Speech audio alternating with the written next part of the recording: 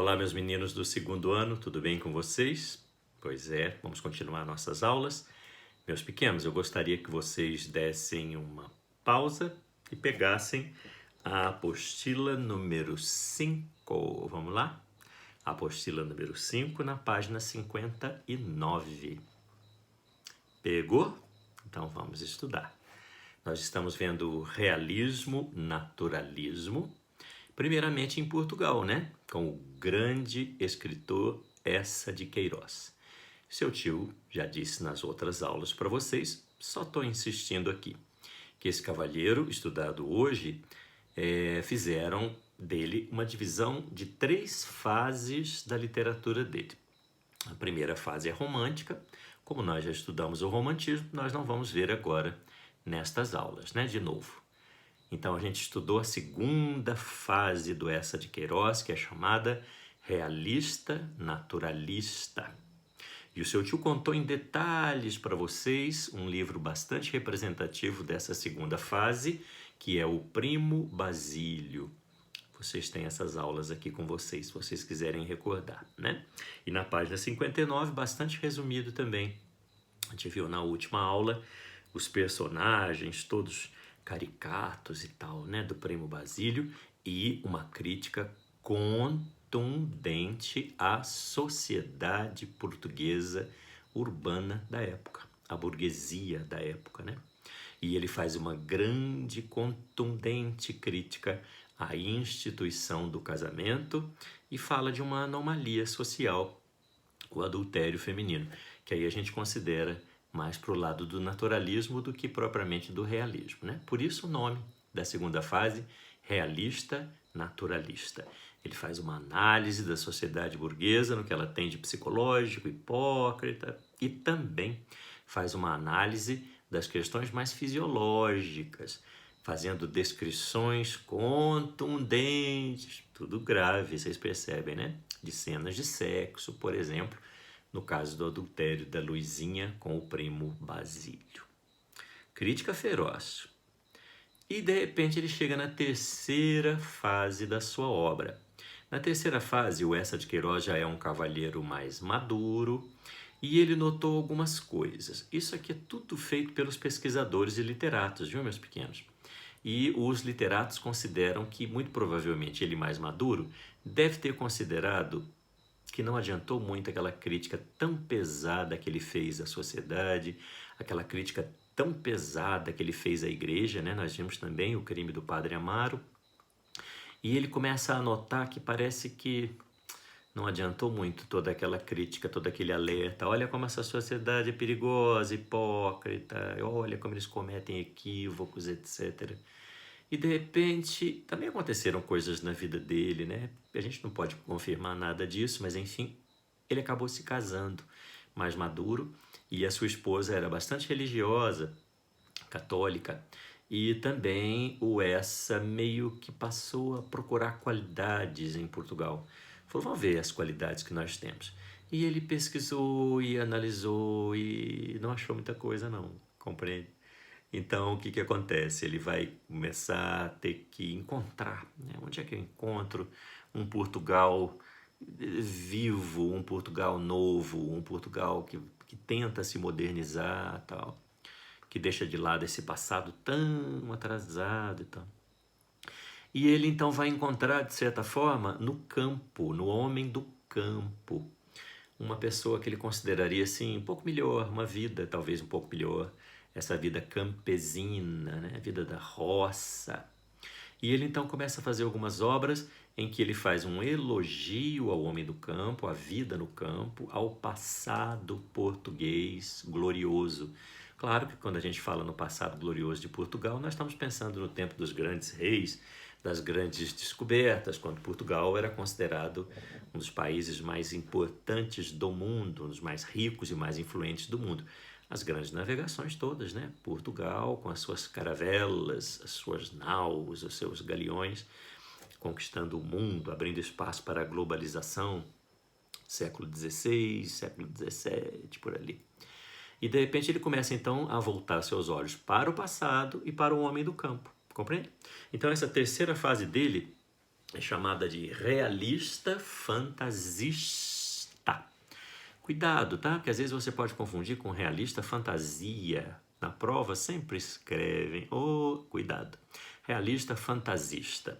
Tio Fábio, então ele vai colocar um pouco de fantasia na realidade? É mais ou menos isso. Ele não esconde a verdade, não. Ele vai dizer a verdade. Só que não da forma como seu tio chamou na segunda fase, tão contundente, tão forte, tão agressiva. Ele vai tentar trazer qualidade de um Portugal que talvez não existisse na verdade, né? Talvez seja um pouco de, vou ter que buscar na fantasia alguma ideia de um Portugal bom. Vamos dar uma lidinha aqui só para a gente ver o que está escrito. Olhe lá, na página 59, nós vamos ter o livro que é considerado o mais importante da terceira fase dele, que é A Cidade e as Serras, escrito em 1901. Esse cavalheiro, Eça de Queiroz, acabou não vendo esse livro ser publicado, porque ele acabou falecendo. Vocês me desculpem, aqui nós não temos, mas o seu tio está quase certo de que o Eça de Queiroz faleceu em 1904. Eu sempre me confundo com a morte do Machado de Assis, que era contemporâneo dele. Acho que o Machado de Assis morreu em 1908 e o Eça de Queiroz em 1904. Haja engano, vocês me perdoem. E A Cidade e as Serras, vamos ver o que ele fala? Olha lá, narrador testemunha, José Fernandes. Um romance de significado alegórico, elogio à vida do campo. Eu se fosse vocês, grifava isso. Elogio à vida do campo.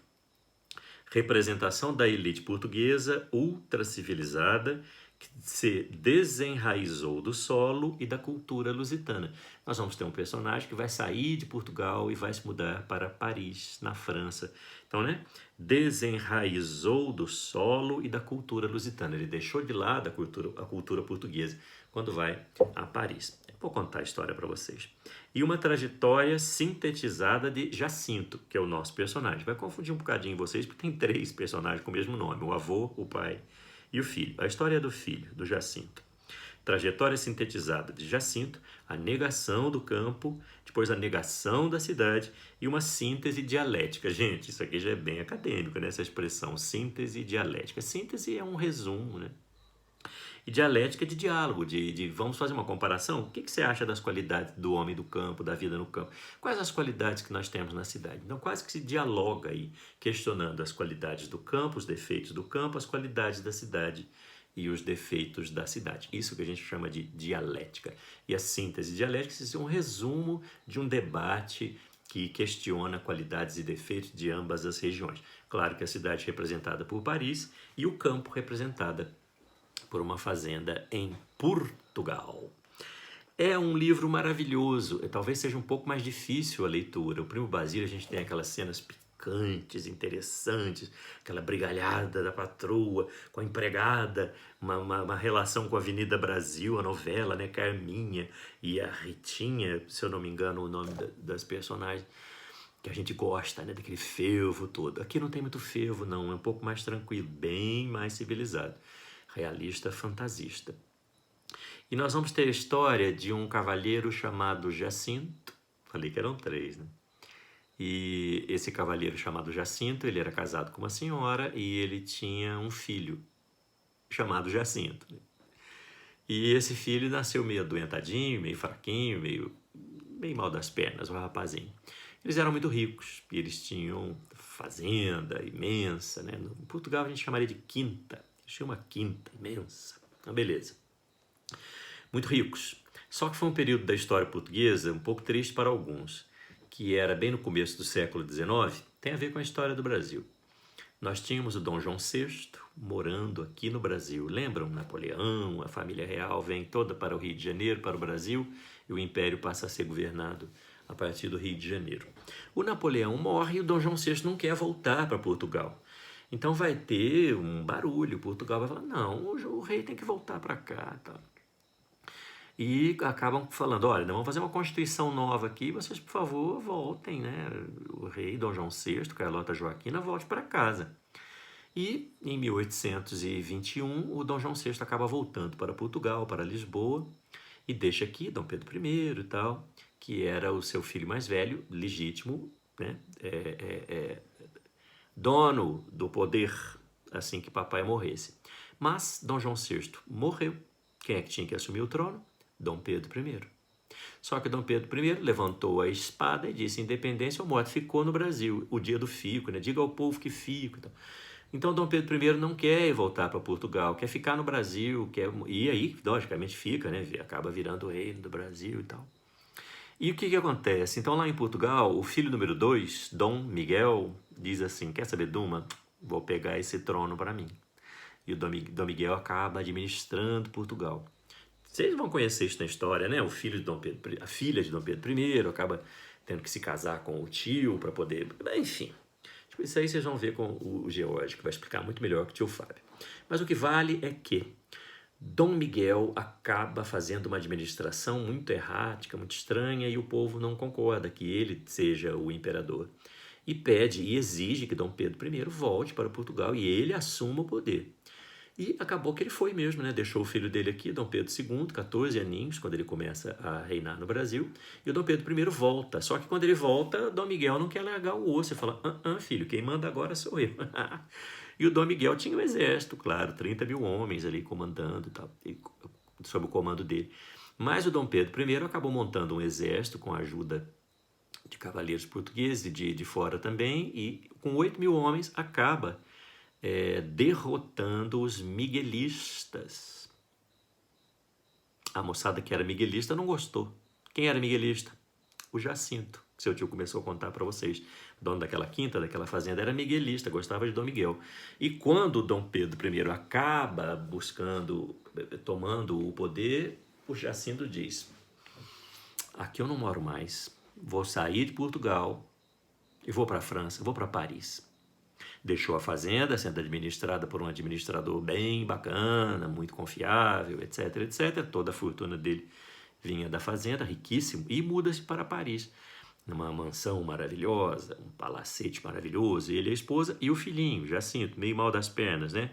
Já era mocinho e tudo, mas meio mal das pernas. Estão compreendendo a história? Não confunda, né? O Jacinto pai e Jacinto filho.